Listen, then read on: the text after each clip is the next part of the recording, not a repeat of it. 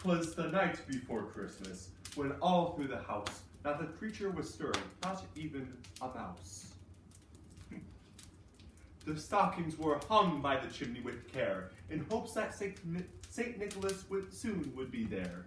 The children were nestled all snug in their beds, while visions of sugar plums danced in their heads.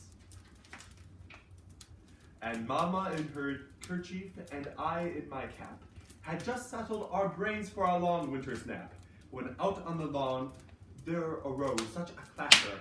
I sprang from my bed to see what was the matter. Away from the window I flew like a flash, tore up from the shutters and threw up the sash. The moon on the breast of the new fallen snow gave the luster of midday to objects below. Then, what to my wondering eyes should appear, but a miniature sleigh and 8 tiny reindeer. With a little old driver, so lively and quick, I knew in a moment it must be Saint Nick. More rapid than eagles his courser sleigh came, and he whistled and shouted and called them by name. Now Dasher, now Dasher, now Dancer, now Prancer and Vixen, on Comet, on Cupid, on Donner and Blitzen, to the top of the porch, to the top of the wall. Now dash away, dash away, dash away all.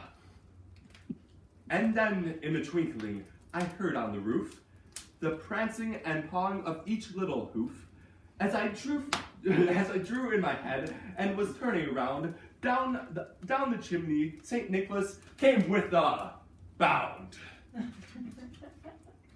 He was dressed all in fur from his head to his foot, and his clothes were all tarnished with ashes and soot.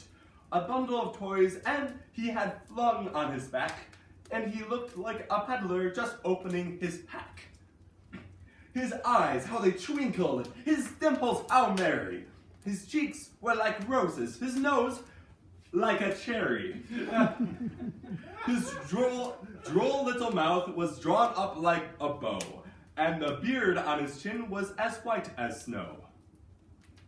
The stump of a pine pipe he held tight in his teeth, and the smoke it encircled his head like a wreath. He had a broad face and a little round belly that shook when he laughed like a bowl full of jelly. He was chubby and plump, a right jolly old elf, and I laughed when I saw him. Ha ha ha! In spite of myself. A wink of his eye and a twist of his head soon gave me to know I had nothing to dread.